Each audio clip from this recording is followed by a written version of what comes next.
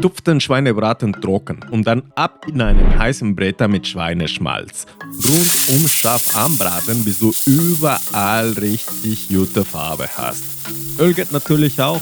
Wichtig ist einfach, hoher Rauchpunkt, damit Röstaromen entstehen. Wenn der Braten schön gebräunt ist, nimm ihn kurz raus. Meine Oma hat die Zwiebel immer gerieben, damit sie beim Schmoren komplett in der Soße zergeht. Ich bin aber meistens zu faul dafür und gehe am Ende einfach einmal kurz mit dem Pürierstab drüber. Die Zwiebel in den Bretter, eine Prise Salz dazu und dann deutlich bräunen. Nicht nur glassig, sondern richtig Farbe nehmen lassen, damit es nach Bratenküche riecht und nicht nach Zwiebeltee.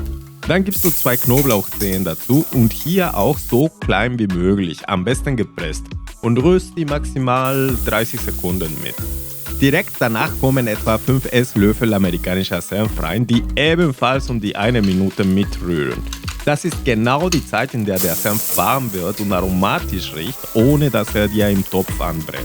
Und jetzt baust du den Effekt auf, wegen dem Cola hier spannend ist. Du löscht ab mit 600 ml Cola.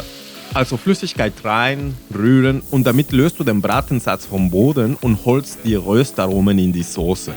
Dann lässt du die Cola so lange sprudelnd einkochen, bis du merkst, dass es nicht mehr nach Cola riecht, sondern eher karamelliger wird und etwas dicklicher wirkt.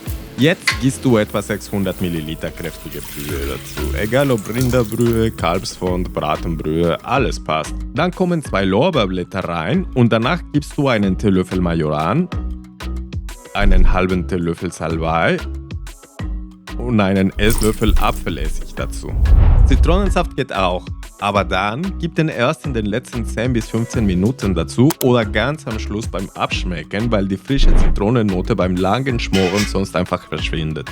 Apfelessig kannst du dagegen direkt hier mit reinwerfen. Dann den Braten wieder in den Topf legen und Deckel drauf. Ab jetzt lässt du das Ganze sanft schmoren, wirklich nur so ein leichtes Blubbern. Wie lange das dauert, hängt vom Stück ab. Wenn du ein eher mageres Teil hast, also Schweinelachs oder Schinkenbraten, dann rechne bei niedriger Hitze so mit ungefähr 1 Stunde 40 bis 2 Stunden. Wenn du ein fetteres Stück hast, Nacken oder Schulter, gib mir etwas mehr Zeit. Danach nimmst du das Fleisch raus und wenn du Zwiebel und Knoblauch richtig fein geschnitten hast, sind sie beim Schmoren quasi komplett in der Soße zergangen. Während das Fleisch ruht, lässt du die Soße ohne Fleischofen einkochen, bis sie schön sämig wird.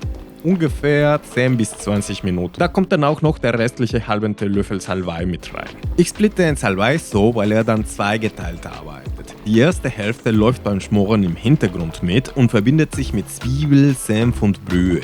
Und die zweite Hälfte kommt später dazu, wenn die Soße konzentriert ist, damit der Salbei am Ende noch klar erkennbar ist und nicht komplett wegschmort. Und wenn du Zwiebel und Knoblauch nicht extra fein gehackt hast, dann gehst du einfach jetzt mit dem Pürierstab drüber. Aber davor Lorbeerblätter rausholen nicht vergessen. Während die Soße blubbert, siehst du es auch. Sie wird dunkler, runder und glänzender, weil die Reduktion ihren Job macht. Bevor du servierst, erst final abschmecken. Salz sitzt am Ende fast immer besser, weil sich beim Schmoren und Einkochen alles konzentriert.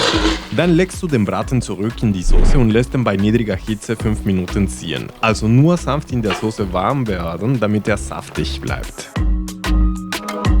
Dieser Cola-Senfbraten ist saftig, würzig und hat diese dunkle, leicht karamellige Soße, die richtig am Fleisch hängt. Aber wenn du jetzt Lust auf ein weiteres unglaubliches Bratenrezept hast, schau dir das Video auf der rechten Seite an. Diesen typischen mexikanischen Braten ist einfach der Hammer.